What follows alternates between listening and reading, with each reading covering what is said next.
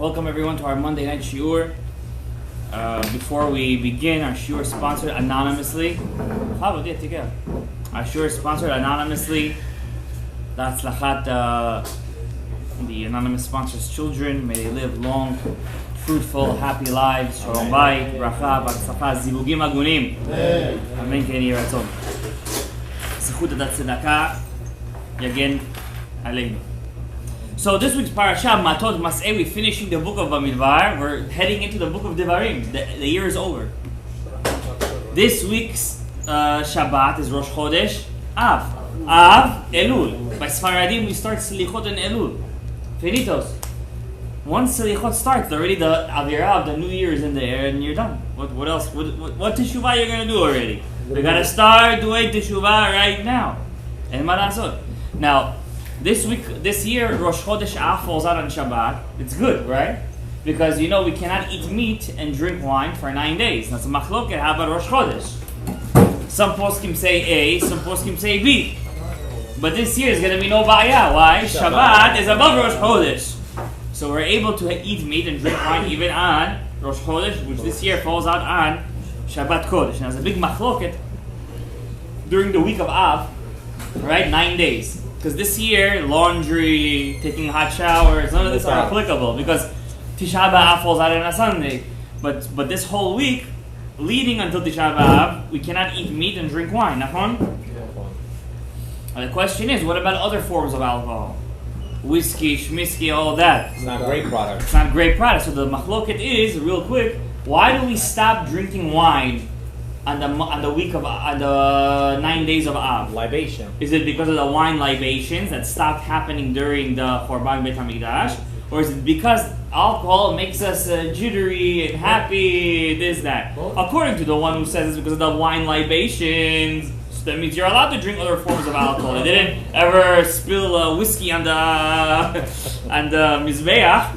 According to the one who said, no, it makes you happy and jittery, that means it would be also asur to drink any forms of alcohol. Each one should ask the rabbi what Shulchan Aruch says wine. It doesn't say why. It doesn't say why, exactly. That's already the poskim bring down why you're not allowed to drink wine. It's not clear, but Rav Ovadia brings these two opinions. You should ask your Rav what he holds as the reason. I mean, I'm sure nobody here drinks during the week, but in case they do, it's a question that it begs to be answered. Now, what does that have to do with our parasha Matot Mas'eh? The ending of Sefer Bamidbar. How does the book of Bamidbar end? With which halakha? Does anybody know which halakha does Sefer Bamidbar end with? Huh? The Ir Miklat. If a human kills by mistake. And the Torah spends the last page. If you look, the Mashlim, this week's Mashlim, it's huge. It's literally a whole amud of the Sefer Torah. And the word that keeps on popping up over there is Rotzeach. The killer. It's a really tough, it's a very heavy aliyah. And then it ends also with the Bnot Tzalofchad, the daughters of Tzalofchad, that didn't have a brother, so they inherited their father. And the Torah ends with how they listened to Moshe Rabbeinu. The woman listened. Why does the Torah point out that the woman listened? To teach us that the men didn't listen to Moshe during the 40 years in the desert. Rashi says that during the 40 years of the desert, the guys wanted to go back to Mitzrayim, and the woman would say, like the daughters of Tzilachad, we want an inheritance in Eretz Israel. Why do women want Eretz Israel and men want Chutz La'aretz? What is the reason Kabbalistically that men are more drawn to Chutz La'aretz and women are more drawn to Eretz Israel? They're on a higher level. They're on a higher level, no? Malchut and Yesod. In the 10 Sfirot, Keter, Chochmah, Binah, Chesed, Gevurah, Tiferet, Netzachot, Yesod, and Malchut. The Yesod, which is the breed, corresponds to the male, the men. Right? We have the Yesod. The women also have a Yesod, but a different Yesod. We have the Yesod. The Yesod, it's connected to the whole body. So therefore, men want to live wherever there is Parnasah. If Parnasah is in Australia, he's going to go to Australia. If he's in New York, go to New York. If he finds it in Sao Paulo in Brazil, he's going to go to Brazil. He doesn't care. As long as they're what's over there? Parnasah, pool. He wants pool. Why? The shorish of a man is Yesod. Yesod is Parnasah. A woman, her shorish is in the skra of Malchut. Malchut is the Shekhinah. The Shekhinah is also called Eretz Yisrael. So therefore, the women have a desire to live in Eretz Yisrael more than men. Our tikkun is to be drawn to the Malchut, to take that parnasa and give it to the Eretz Yisrael and not to give it to the rest of the world. But what's interesting, this week's parasha is going to be our main focus today. I have a lot of sources for you. Gemarot, Zohar, the Ari Kadosh. I hope we get through all of it. I doubt it, obviously. But one interesting thing this week's parasha, we have two. Actually, we're going to talk about. One is Kaas, anger in Klal Yisrael. And number two, Hirhurim Ra'im, having bad thoughts. Having lewd thoughts. Let's say like that. L-E-W-D, lewd thoughts. Now, the Gemara in Masechet Kiddushin says, a person who has a bad thought, Ein HaKadosh Baruch Hu Mitzarfa Lamaaseh. A person who has a lewd thought, Hashem doesn't take the thought and make it Kabuta Bi, He did it. A thought is a thought, and action is an action. But there is a contradiction, seemingly contradiction, in a Gemara in Masechet Yoma. Gemara Masechet Yoma says, Hirhure Avera, which is lewd thoughts, bad thoughts. It doesn't specifically say what kind of thoughts. Kashin me Avera. They're worse than the action. They're worse than the Avera itself. So from here, what do we see? That Hirhurim Ra'im, which is in the Machshava, is worse than actually doing the actual Avera. Well, how could that be? When you do an Avera, you're actually putting from the potential into the kinetic. Yeah, you're putting it into action. That's worse, right? But when you do it in the Machshava, okay, who knows the Machshavot? Only one. We say the 13 attributes of our Emunah every morning from the Rambam. One of them. Only HaKadosh Baruch Hu knows our thoughts. No angel knows our thoughts. No human being knows our thoughts. There's no telepathy. You know, all those stories you hear of Mekubalim, they see the person, he could read his thoughts. He never reads his thoughts. What a Mekubal could read, if he gets to that level, is the letters that glow from your forehead. That's what a Mekubal could reach, or a big Chassid or Tzaddik. But he can never actually read your thoughts. He cannot hear your thoughts. This isn't the X-Men over here. Okay? What he could see is the Aleph Bet that glow in your forehead. Now, even if he sees the Aleph Bet in your forehead, he has to also have the Chokhmah, how to interpret it. You understand? So for example, one time, the Ari Kadosh sees in Rav Chaim Vital's forehead that the letters Bet and Gimel were upside down. So he told Rav Chaim Vital, you know what that means? That you didn't respect your father enough this week. So the letters of Bet and Gimel, they're upside down in your forehead. Why? The Bet is Abba. Gimel is Gomel Chesed. Instead of the Gimel facing the Bet in your forehead, it's facing another way, showing you that you are Pogem B'Kvod Avicha Ve'imcha. So, like this, you have to talk. A person sees a Bet and a Gimel. First of all, you don't see nothing, and even if you would, you wouldn't even know what it is. So, what's the difference already? You know. Also, one time, Rabbi Chaim Vital, he was really after to how to read the palm. There was a specific chokhmah. Rav Yosef talks about it. That when he was in Egypt, there was a rabbi over there. He wasn't even a rabbi. He was a balabas, but he knew from his teacher, how to read a person's palm. He used to look at the palm and tell what you did yesterday and how old are you, this and that. And Rav Chaim Vital really wanted to learn that. He really wanted to know the power of the palm of the hand. And whatever happened was, the Ari HaKadosh said, I don't want you to learn it, it's not for you. You have to reach the level of knowing a person just through looking at him. You don't need to look at his palm, through this, through that. One time, Rabbi Chaim Vital wanted to make a trick to the Ari. So what did he do? He told the woman, go with your daughter, ask my Rebbe a question. I'm going to look from the side what he's seeing over there. The Ari HaKadosh, he had Ruach Nevuah, not Nevuah, but Ruach Nevuah. He knew what his student wanted to do. And what he told the woman, go at the other end of the room, do your like this to me. I don't need to see from up front even. I could just even look like this, I can tell you everything. And he told her, Chaim Vital, it's not for you. You don't need to learn these things. Stay away from these divinities, kosmim, this, that. We don't need this kind of stuff. This week's parasha, what did we learn? They saw Bil'am on the way, and what did they do to him? Shechita they made to him. There's a whole midrash how the general of the tribe of Dan went up over there and they started to do Star Wars with him in the Shamayim, and he slaughters Bilam lefi cherev.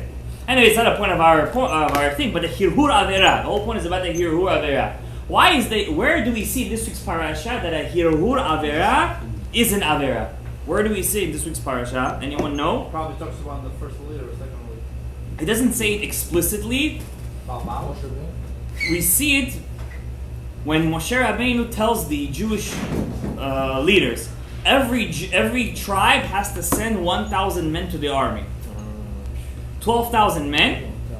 And like we said on Shabbat, remember? When they went to the war against Midian, they didn't go against Moab, even though the Moabite girls were also with the Midianite girls.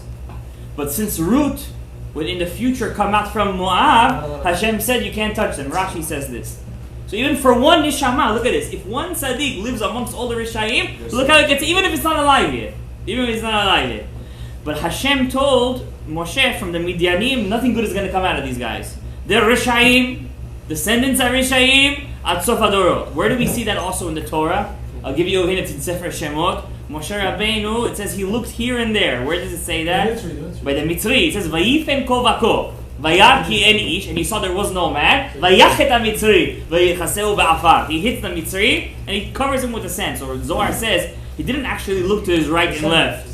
He looked to his right to see if any tzaddikim come out from this side of the family, from the paternal side. And he looked to the left, any tzaddikim would come out, even from if he had any girls, from the girls' side.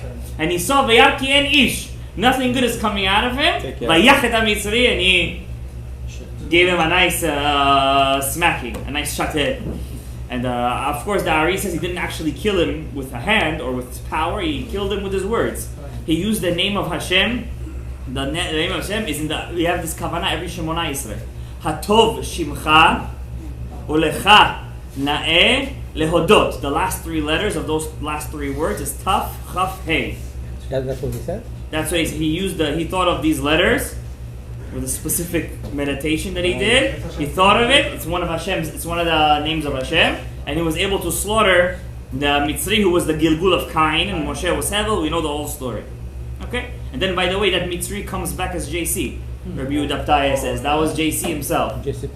Because his son, remember that Mitzri's son was the one who cursed Hashem. Remember? So Cain, the Zohama of Cain, says the Ari in Sefer HaGilgulim, not Shar HaGilgulim. Sefer HaGilgulim. The Zohama of Cain, every Shoresh has a Zohama, came back as JC. That's why he's always against us. Because the most tzaddikim come from Shoresh Heaven. Mostly Moshe Rabbeinu, Rabbi Eliezer Agadol, Rabbi Yehuda Anasi, Rabbi Shimon Bar Yochai, Rav Huna, Rav Hamnuna. Big tzaddikim also came from Cain, but most of the Ari HaKadosh was from Hevel. Most of the big tzaddikim come from Hevel. How do you know that Ari says somebody's from Hevel or Cain? He gives some kind of bodily signs. From your body you could tell. It could be from a different shorish altogether. But let's say you're from Cain or Hevel. Usually people who come from Cain, they're very strongly built. They're fighters. They like to fight. They also like to work with their hands. People who are from Hevel, they're very weak in their body. They're also very good orators. They like to. They know how to speak. From the word Hevel. Hevel is to speech. Also, the Jews. That's all the Jews. Not in the IDF. Also Hevel or Gruzinim. Also Hevel. They Cain. People are from Cain. If you're from Cain, one of the signs is that you're very afraid of water.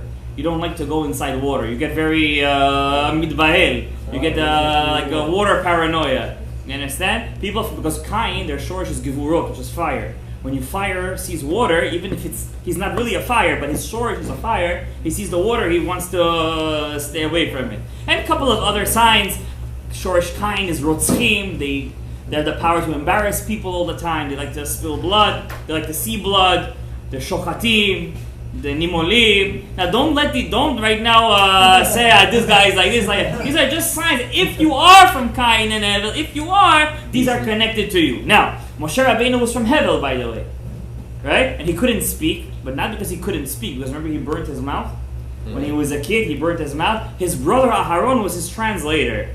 Aharon was also from Hevel. They were two brothers from the same Shoresh Neshama, and Miriam was their sister from the woman's side. In a sense, so there were three of them together. When one of them passed away, they lost the water. When Aharon passed away, they lost the clouds. But Moshe, from his zechut, he brought all three back together. When Moshe passed away, Yehoshua didn't have the power to bring all three back. Also, the scepter of the stick of Moshe, Yehoshua didn't use that. Once Moshe passed away, that stick that he got from Yosef, that he got from Yaakov, from Yitzchak, from Abraham, who got it from Shem, and he got it from Noach, and he got it from Chanoch, Metushelach, all the way till Adam HaRishon. That stick was gone. After Moshe passed away, Yehoshua didn't have permission to use the stick. He didn't have permission. What did Yehoshua use? A scepter, a kidon. That's what he used to use, a scepter, because he was also a king. In a certain level, he was a king. Now, back to what we were saying. So this week's parasha, Moshe sends the Jews to go out to war, 12,000. And their one job is to take revenge. That's what the parasha says. They went out to take revenge. And trust me, these 12,000 warriors, they took a nice revenge from the Midianim. Like Hashem says, Tzroret HaMidianim. I know Tzroret is the only one alive. It was a Milchemet Mitzvah. It wasn't a Milchemet Reshut.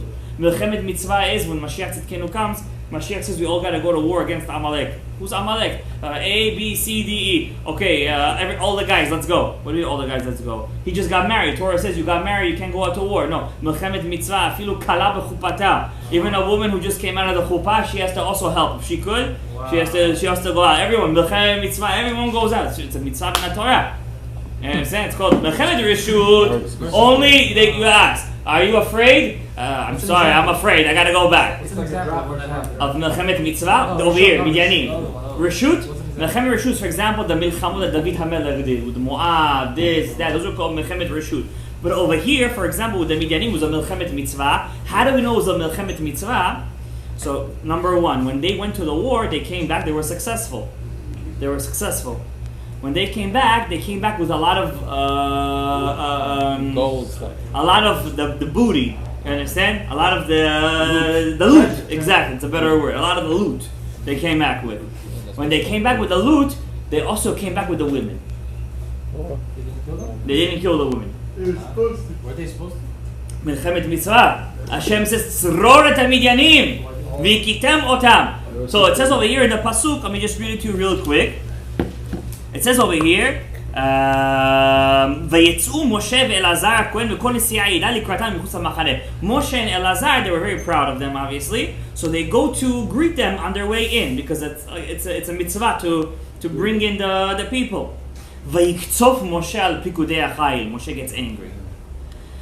שרי האלפים ושרי המאות. Not only on the big generals, also on the lieutenants, on the sergeants. Not even one of you guys know the halakha. Are you serious? It's a big tzaddikim. Because only a tzaddik goes out to war, not like this. Right. So it says over here, Moshe tells them, Moshe, hachiyitem kol nekeva, you let the women live? They were the ones that were responsible for the death of the tribe of Shimon. How did you let them live? So Rashi says something interesting. He says that they were able to tell which woman did Avera with which Jew. That means Moshe was so upset. That means it's not only did you leave the regular women alive, you also left the ones that did the Avera with the guys. You know, this one did the Avera with this one. Rashi says this one he did the Avera with this one. This one Avera this and this. Moshe was very upset and he got angry. We're going to see in a second. This is from where we see in the parasha. Moshe's anger causes him to lose his halachot. That means even though he was angry in the correct way, he was supposed to get angry because Moshe Rabbeinu's status. Even this anger, Hashem was makpid on him. Where else do we see this halacha? Remember when Elazar and Itamar, when their brothers died, they burnt the korban chatat.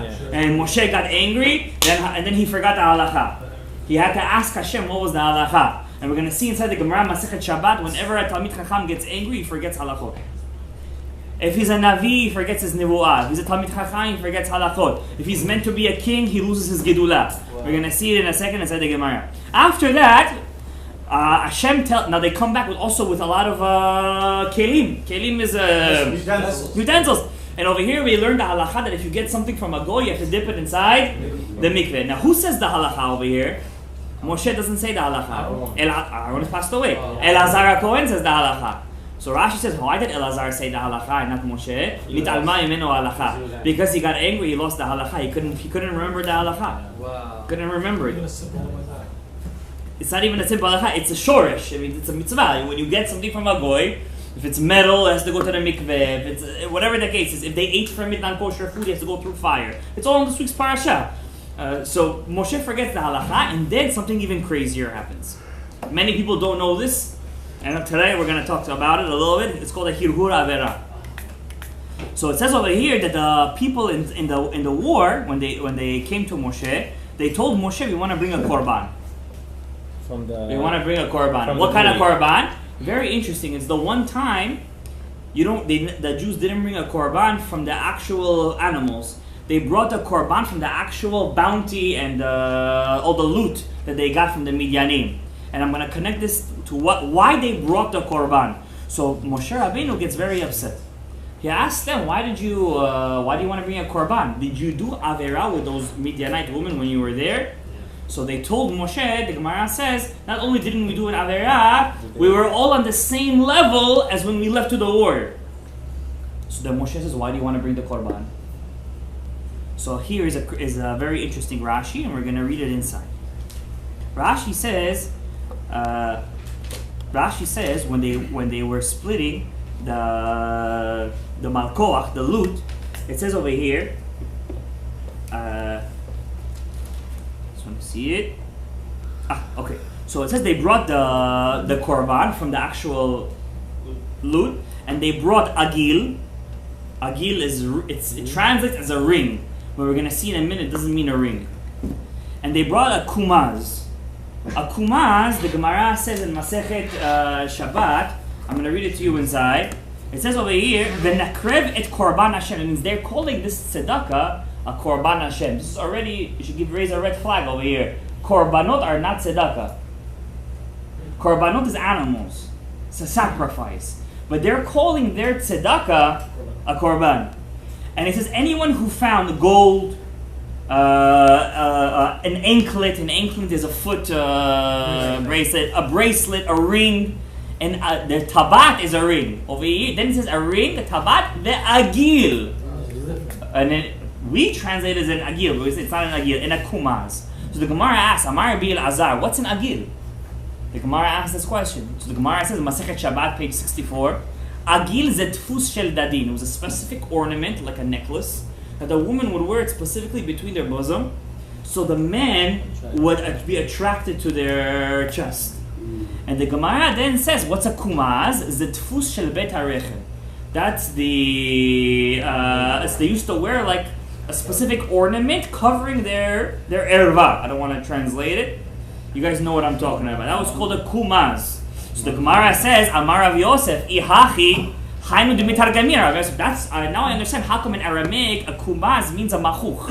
What's a machuch? Something that makes you very frivolous, excited, something that makes you blush. That's a kumaz. In Aramaic, it's called a machuch. Why? Because it makes you gachich. Gachich makes you all, jittery and levity, frivolous, joyful. Not joyful in a positive way. Jovial, exactly. You understand? That's why it's called a kumaz. You understand? So the Gemara says, Amar le Rava, which is Rav Yosef's Chavruta, he says, I'm going to explain to you in Hebrew how you get it. You said in Aramaic how you understood it. I'm going to say you in Hebrew. Migufei de krashma mina. I can tell you from the word itself. Kumaz is an acronym. Kan makom zima. Over here is the place of zima. So I want to ask you guys a question. How did they get that kumaz? But they said to Moshe, we didn't do anything. Maybe they told him to give it? How did you know that it was there? Huh? How did you know it was there? Well, how did they get the kumaz? Some women they kept alive. Some women they did the nikama. So that means after the nikama, they opened it up and they took the kumaz. It was from the dead woman? Huh? No, they kept all the women alive. From everything, even from the live ones. They took everything, right? So that means that even though they didn't do an avera, the Gemara says, Mideh avera yatzanu. We didn't do any averot. What does it mean we didn't do averot? I want to ask you guys a question. Aren't they allowed to? Yeah. What's the mitzvah? They're allowed to, right? They're at war. You're at war. So Rashi says, Machlok at Rashi and Rambam. Rashi says the mitzvah is at war. So if you're at war, you have eshet yifat toar, you're already taking the kumaz. In a sense, so if you can't hold yourself, if you can't hold yourself, it's not a mitzvah. If you can't hold yourself, you do the avera. According to the Rambam, it doesn't mean if you at the war. It's when you bring her back. In a sense of machlok. Let's say according to Rashi, right? How come Moshe got upset at them? Because they were allowed to. So what's the big deal? He's supposed to The mitzvah is only in a reshut, milchemet reshut, you're allowed to do yifat Torah. Not in a milchemet mitzvah. In a milchemet mitzvah, you gotta take it out. Finish it. They didn't do it. That's what they did. That's it. But look, midei avera yatzanu. We didn't do avera, and here we get the root in the Gemara that hirhur avera. That's the avera that they did. Midei hirhur lo yatzanu. What was the avera we all did? All inside the mayim, machshavot ra'ot. And they all had one line that said. And that was their avera. That's why they brought a korban. Miyad, right after that, v'nakrevet korban Hashem. We brought the korban. Why did the korban have to be the thing that they actually caused them to have the hirura? And the question is the answer. When you bring a korban to Hashem, the point of the korban is to make you feel bad. Why do you bring in animals a korban? Because you just lost $500. You understand? And also when you see the Kohen slaughter, you're like, that's supposed to be me over there. It's instead of me. You start to do major vidui over there. If you bring the korban, you don't do vidui, or you're lying while doing the vidui. Obviously, it doesn't help. Correct? That's why you have to do smicha with all your koach. When you do smicha on the animal, you gotta take with full force. Why with full force? Your actions bring you to the right machshava. You understand? So when you do with full force, you say, "Oh, really? That's the weight of the avera on me. Is that how I think it is?" So they have inside them all these kumazes and all these agilim. And how do they get these agilim? Through the hirurei avera. This hirurei avera cannot be atoned through animals. It has to come from a place that hurts. The actual thing that made you the avera has to come as the korban. What brings you to the avera has to be the korban. And over here we can make a gzera shava over here, or a binyan av, that if you want to do a tikkun for hirurei avera, has to be kesef v'zahav. And also, it's brought down that if a person wants to do tikkun, let's say he has a feeling that hirur avera is coming to him. Nobody has a kumaz these days. If you have a hirur avera coming to you, right away give tzedakah. The sigula is to give tzedakah. I'm giving right now $20 for tzedakah to be levatel the hirur avera. I'm not done yet. Tana deber Rabbi Yishmael. So was taught in the academy of Rabbi Yishmael. It's not a simple thing, because to be in a level of to get nivu'ah, ruach hakodesh, to be a tzaddik, besides for fixing your ma'aseh, you also have to fix your machshava. Tana deber Rabbi Yishmael was taught in the academy of Rabbi Yishmael. Why did the Jews of that generation need an atonement? I understand the previous generation, the time of Moses, needs atonement. Egel HaZahav, Shpichut Damim, they went against Moshe, the Meraglim didn't need atonement. So the kids, why do they need an atonement? This is 40 years later. 40, exactly. It says over here, Mipnei, says Rabbi Yishmael, Shizanu Enehem min ha'irva, because they enjoyed looking at the Makom Erva. They didn't have Shemirat Ha'inayim. So from here is another source in the Gemara that the Avera of Pegam Ha'inayim needs a Korban. Needs a Kapara. Amar Rav Sheshat. I'm not finishing, guys. Rav Sheshat says over there, here's a scarier part, a scarier Gemara. מפני מה מנע הכתוב תכשיטין שבחוץ עם תכשיטין שבפנים? The Gemara is a kasha. Okay, they're bringing a korban, right? Yes or no? They're bringing a donation. That's the korban, right? Why does it have to say they brought a ring and a gil and a kumaz? Just say gold. Just say they brought the gold. The Gemara says, Lomar lecha, says Rav Sheshat. Kol hamistakel be'etzba ktana shel isha. Even if you look at a ring, which is in a place where it's not a erva, ki'ilu mistakel be'mekom torfa. It's as if you looked at the kumaz. If you looked at the agil and you enjoyed it, don't say it's not an erva makom, but you enjoyed it. It's as if you looked with makom, a kumaz. That's why the pasuk, look how far the Torah goes. It has to point out agil, tabat, kumaz. Why does it have to point all this stuff out? Lomar lecha, all these things, just as the makom ha-tameh, the erva is an avera, so too hazan et eino, hamistakel be'etzba ktana shel isha, it's an avera. And on this, the Gemara in the Shulchan Aruch in the Even HaEzer paskins the halacha that a man is not allowed to look at a woman in times when they're doing the laundry. Today you should say in times of old times. But there are certain halachot Back then they used to do laundry in the river, so they used to pick up their skirts. So the certain halacha, for example, a woman is not allowed to wear certain colors because they attract the eyes. Eov, remember Job? Who wrote the book of Eov? Jewish trivia? Moshe Rabbeinu wrote the book of Eov. Because he wasn't there when this happened. God told him. Moshe, the Gemara says, Moshe wrote Eov. So Moshe wrote not 5 books of the Torah, he wrote 6 books. So Moshe Rabbeinu, I'm going to catch a rabbi in a question. How many books Moshe? No, don't do that. So Moshe Rabbeinu, so Eov, when he was fighting with HaKadosh Baruch Hu, right, with his 3 friends, he had 3 friends, Eliphaz, Bildad, Omar, so he had 3 friends, Omar, Bildad, Hashuchi, and Eliphaz Temani. Eliphaz Temani was Eliphaz. That's the son of Esau. That was Eov's best friend. And they were Nevi'im. They spoke to HaKadosh Baruch Hu. So in one point, Eov is trying to say in the book of Job, very, very good book to read. Very good book. A lot of things over there. Read the translation. And in the book of Eov, Eov is complaining. Because once he lost all of his money, he didn't complain. His kids passed away, lo aleinu, he didn't complain. But then he started to get the boils and the diseases to his body, then he started to complain. And one of his complaints was, he says, look how righteous I am. Ma idbone al betula. Not only didn't I look at a married woman, I never even looked at a single woman. He's allowed to. Why? Back then they were allowed to marry more than one wife, so you want to look at her to see how she is. Ma idbone al betula, he said. I didn't even look at her. Why is Hashem punishing me over here? He didn't know he was Terach. And Terach was with his wife Nida, and his wife Dina is this. If he would have known that, he wouldn't have said anything. And that's what happens at the end. At the end, God reveals himself from the Sa'ara, from Shamayim, and he asks Eov one question, one sentence, and you would look at it like, how does that answer the question? Because right after Eov, he understood it, and he's so sorry. He said, I never meant all these things. If I would have known, I wouldn't have said anything. And God tells him, where were you? Where were you when I created the world? So the Ari says, what was God telling Eov? He was telling him, where were you when I put your neshama where it's supposed to be? How do you know who your Gilgul is and what you did and what you're paying for? You don't know your terach. If you would know your terach, you would shut your mouth and say, Todah HaKadosh Baruch Hu, that I'm getting it over here and not getting it somewhere else. And right after that, Eov shut his mouth. He's terach. Eov is terach.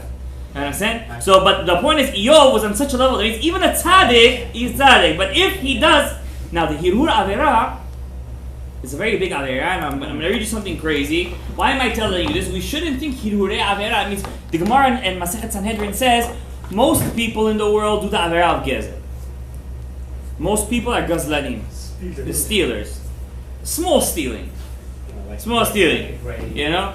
For example, you use the company phone to talk to your wife during work. You understand? You're stealing your boss's time. It's Gezerah.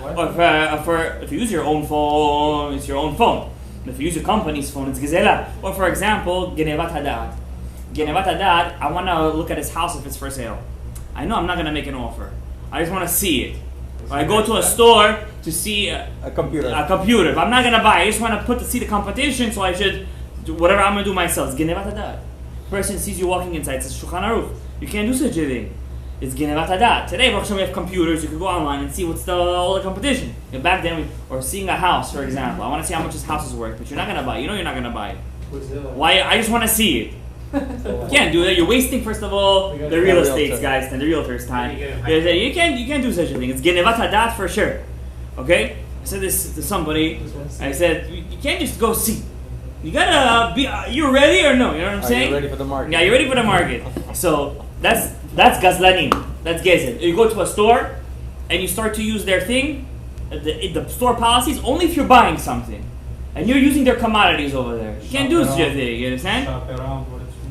Shop around. If you go to a store and you're like, you want to taste the grapes, that, you have to know what's the policy of the store. You have to know the policy. Yeah, some places are makpidi, some places they're not makpidi. The guy who's walking around, he sees everyone is throwing in a grape, he doesn't say it. But some places they're makpidim. You understand? Or for example, you use somebody's book. And that person doesn't want you to use his book. It's gezer. You understand? Tefillin and talit you're allowed to use. Why? A person wants you to do a mitzvah with his dvarim shel mitzvah. But some people they're makpidim, by the way. So that's gazlalim. I don't want to get into gezer right now. Second thing, the Gemara says some people in the world they do arayot. Some, not a lot. I'm not sure about this generation, but let's give ourselves kavod zechut. The Gemara says some do arayot. Then the Gemara says, but everybody does hirhurim. Even the biggest tzaddik falls in the hirhur. Nobody could escape the hirhur. It's not possible unless you live in Mea Sha'arim and you close yourself up in your room your whole life and you only go up, and even when you're going to go out to do shopping, you're still going to fall in the hirhur. You have a delete button. But David HaMelech said, V'libi chalal b'kirbi. My heart has no blood. Obviously his heart had blood.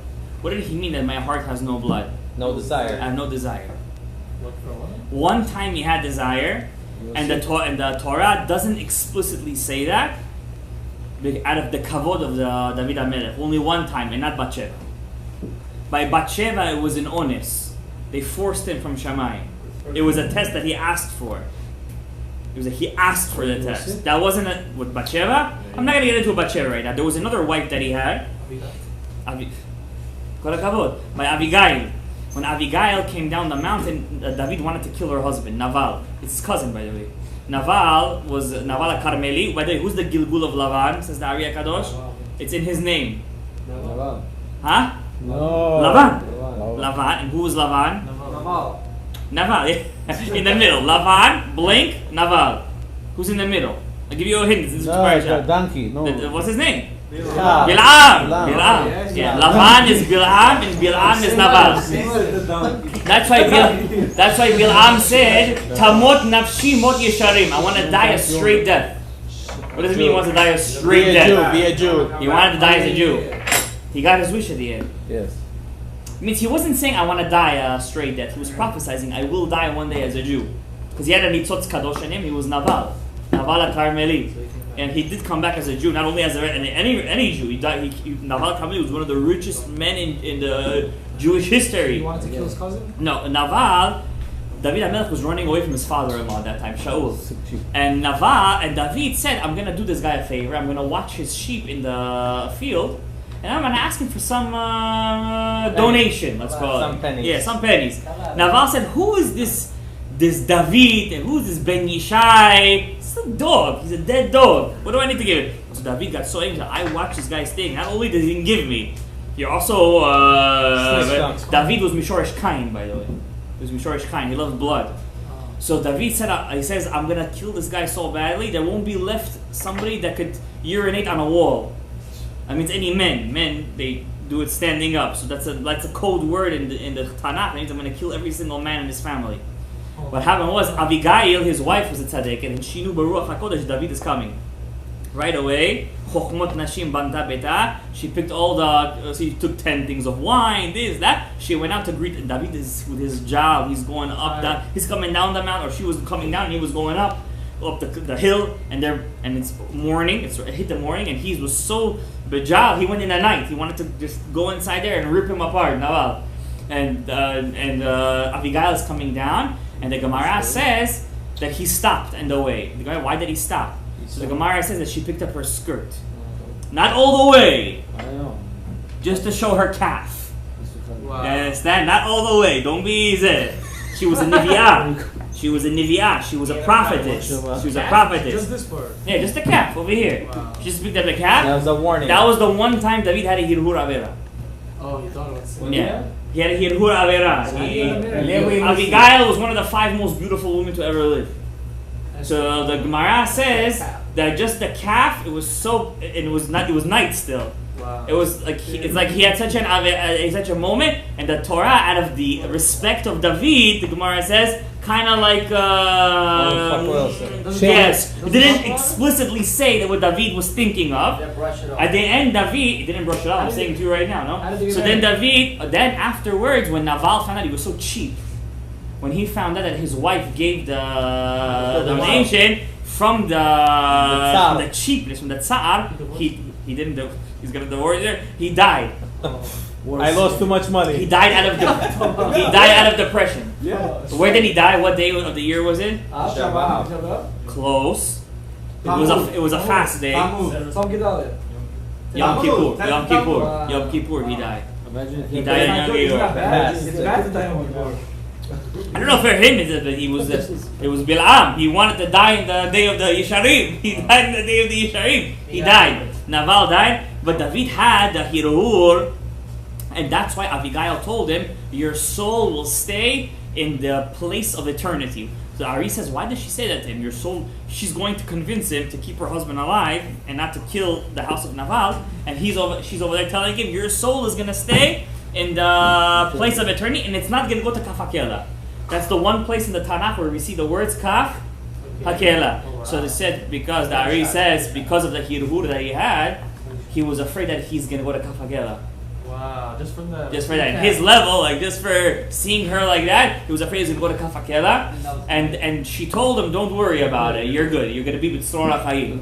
And then he calmed down and he said, thank you for saving my life, not to kill him out of my revenge. And then after Naval died, he married her. And then she had a son from him called Daniel.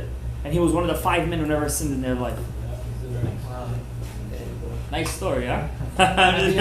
So, and I want to tell you guys now, so we have a couple of minutes left. I didn't tell you the Ari HaKadosh yet, but first, we didn't get into Ka'as yet.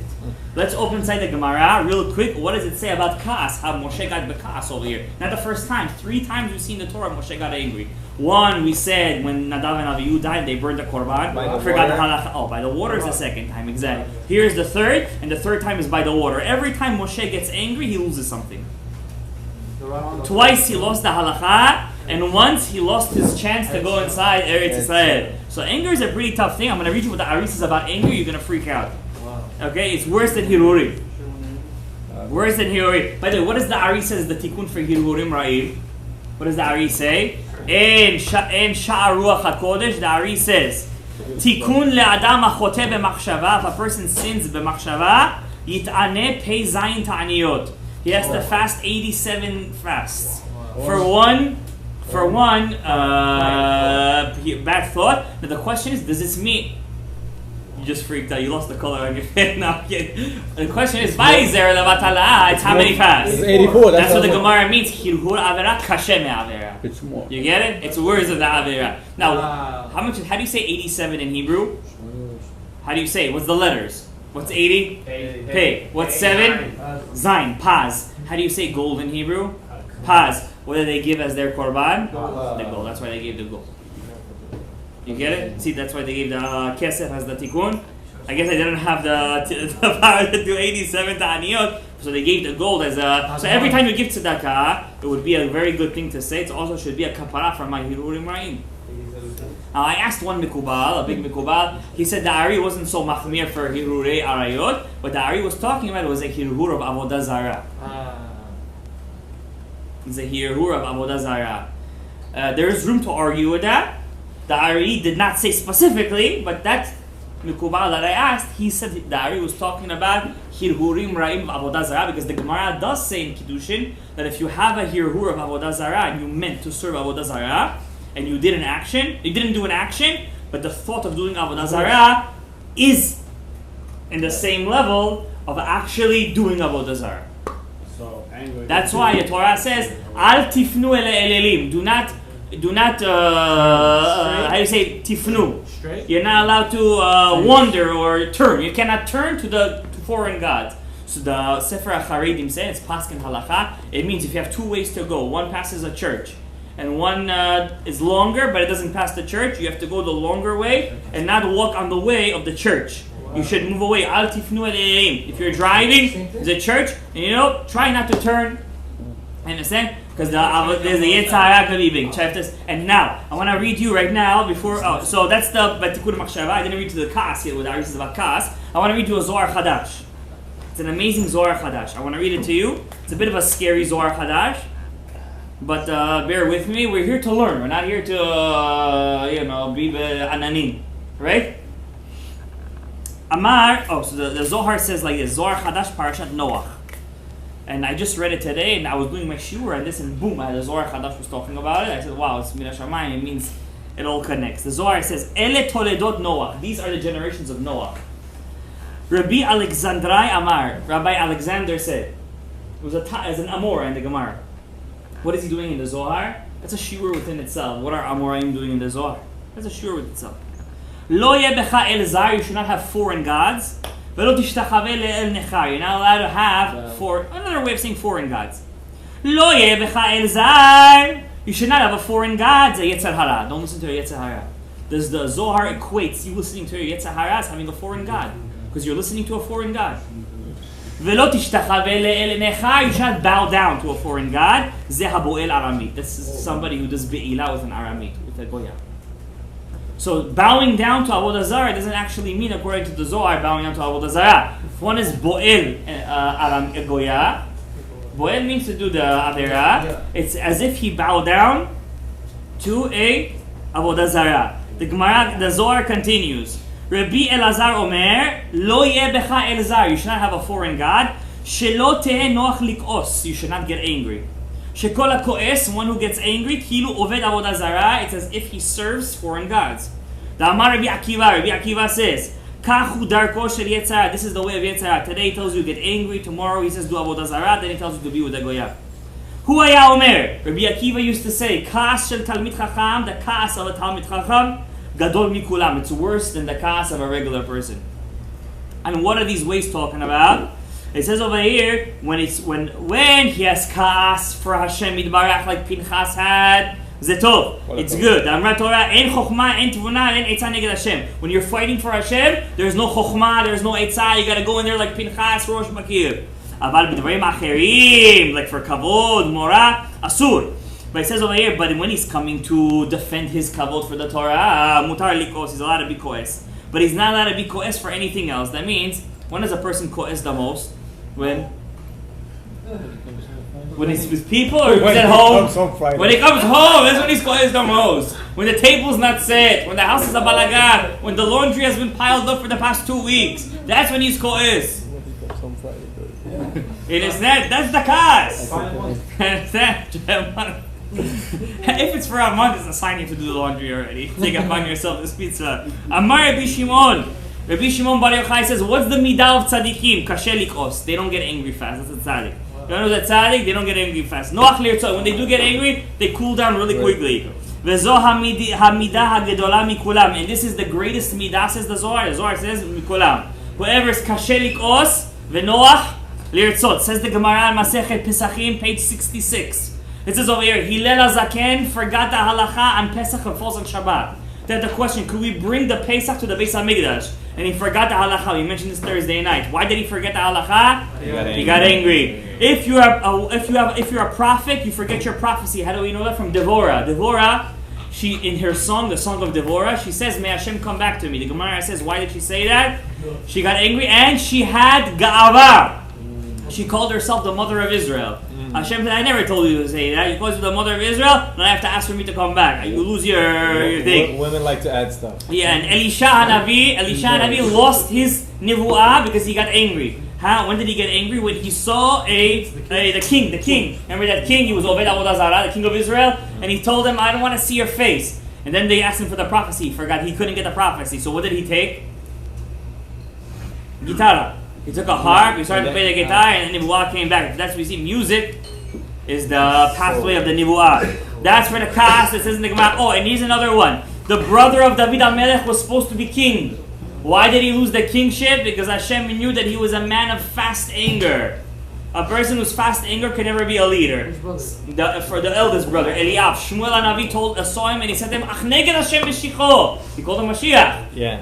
So the Gemara says, then he took the oil, the keren, the shofar. Nothing came out. Hashem says, you see him, I see inside, he's a Baal Kas. He's a man of anger, don't take him to be king. Says the Ari HaKadosh, and we're going to end with this. What's the tikkun of anger? Happiness? What are you, a Breslau? Happiness over here? 152. How many first? 150. What are you running? It's close to Tikkun el Adam HaKo'es. A person that gets angry, he has a tikkun, says the Ari HaKadosh. Says, my Rebbe really wanted badly to give me a final and strong tikkun for Kas, but he passed away before he could tell us. Says the Ari HaKadosh. Ikaro, says Rav Chaim Vital, but the main thing, Sarich lit'anot kana ta'aniyot. You have to fast 151 fasts. 151 for every time you get angry, but it's not enough. Every day you have to have a name of Hashem in your mind. Shem Ekyeh b'miluyehin. Aleph Lamed Fei. Letters Hey Hey. Yud Vav Dalet. Letters Hey Hey. Every single day for 151 days. And it says also, it's good when your person's about to get angry to think of this name, and it's going to help him to get rid of his anger. Also, a good tikkun for anger from the Ari HaKadosh is in the book Sefer HaYichudim. I have to tell you the sources, because one guy listened to my shiur, and he's like, whoa, it's not written in this book. I had to correct it, because I said the right source, but you were thinking I was talking about something else. So I'm telling you, this is written in the book Sha'ar HaYichudim of the Ari HaKadosh, not Ruach HaKodesh, Sha'ar HaYichudim, to fix anger, tikkun of anger, to dip twice a week in the mikveh. Which days you have to dip? Specific days. Tuesdays and Fridays. Tuesdays and Fridays are specific days to make a tikkun for anger. When you go to the mikveh, it's not I dip in the mikveh and that's it, I'm good. You have to have the name of Hashem in your mind as a kavanah. Which name? Once again, Aleph Lamed Hey, Hey Hey, Yud Vav Dalet, then Hey Hey. If that is kavanah. Are you allowed to take this and like waterproof it and put it in the mikveh? No, I'm saying like sort of. Inside the mikveh, you cannot, because our mikvahs today are also bathhouses. We have a lot of zohama over there. You have what to rely Shevet HaLevi, but Rav Yosef also used to say you can't even have kavanah in the mikveh because it's hot and the people come and they're sweaty, this that. The Shevet HaLevi, it was mekel if they filter the water. There's a filter on. Okay, listen, we do have kavanah. We're not makbid. We're not the machmir like Rav Ovadia in this. But for example, I personally don't spend a lot of time in the mikveh. If anybody sees me in the mikveh, I go in one time. I don't even do more. Only on Fridays I do maybe 5 dips. But every other time I go to the mikveh, only 1 dip and I get out. Why? People think mikvehs are saunas. They stay in the mikveh. And sometimes there's a lot of weird things going on in the mikveh. I try not to, okay, go. I don't want to know. The guy is taking 20 minutes in the mikveh. If he's not a mikubal, then he's a weirdo. And I'd rather go for the weirdo than the mikubal. I mean, it doesn't look like people, even though, unless it's a tzaddik nistar. Maybe he is. I don't know.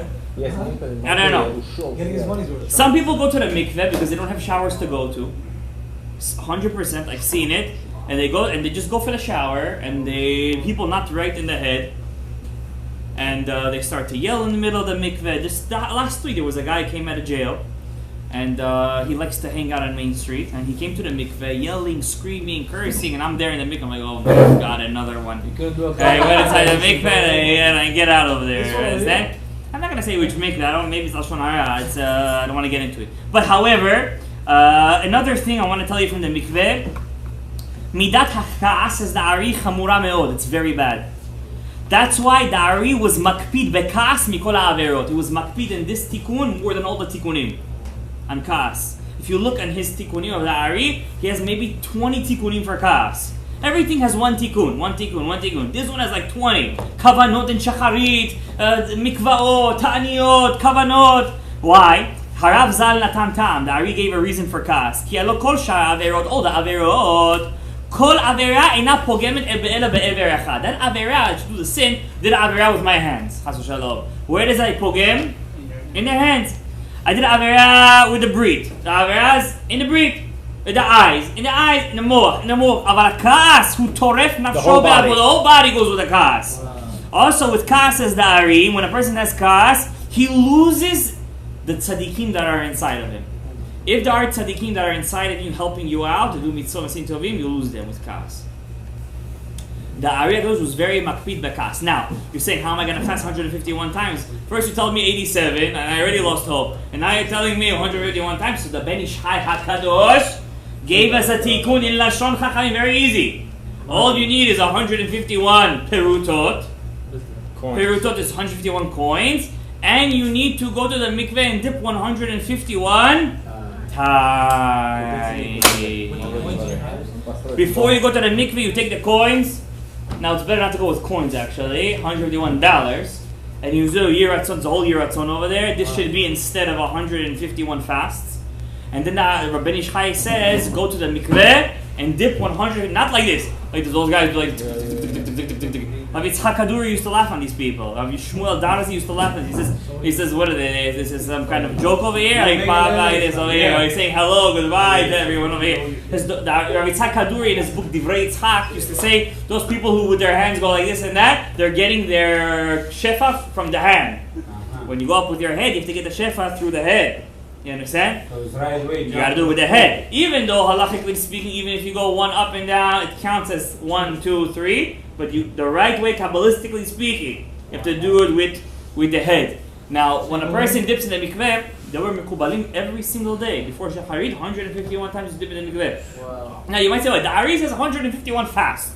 Why are you jumping to the $151 and 151 tevilot in the mikveh? Ben Ish Hai, first of all, was the Yosef HaTzadik of his generation. Number one, he had book of Gilgulim, means he reached levels of that nobody ever reached in the last 150 years. Wow. He was the Rebbe Daftaya, for the love of God. And understand, the Ben Ish Hai saw that the generation doesn't need to go so far to do tikkunim.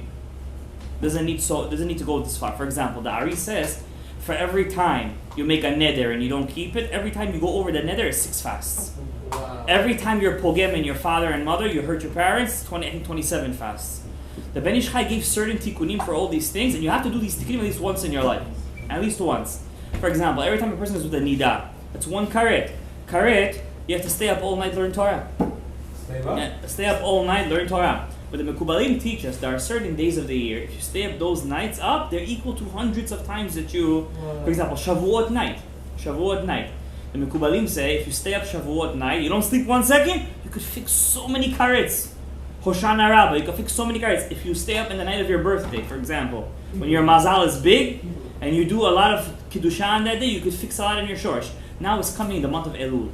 Torah Chacham says there are certain times of the year, from Elul until Yom Kippur, and from Yom Kippur until the end of Sukkot, they're ginormous days. 1 tikkun during those times could equal to 10, 20 tikkunim. You understand? We're not allowed to take lose the advantage of those days. Bonus. You understand? The Ben Ish Chai revealed certain things. Now, a person does averot and now he's clogging his pipes. You got to open the pipes. Those pipes you could only open through these things. If the Moshe Rabbeinu lost his chance of going inside Eretz Yisrael because of one anger, he lost halachot. That means his name was blotted out from the Torah because of anger. And those 2 parashiyot, imagine how much more so it could affect us. So therefore, we said a lot of interesting things tonight. Maybe a bit too much information packed into one shiur. I still didn't say everything I was going to say, but may Hashem bless us, mitaken. All the tikunim we need to mitaken. May have bracha, hatzlacha, yishov v'dodot. מי זוכה לביאת כל יצא, כל ההצלחות. מי זוכה לתקן, לעלות מעלה בתורה, מעשים טובים. ברוך ה' לעולם. אמן ואמן. רבי חנן הקשיא אומר,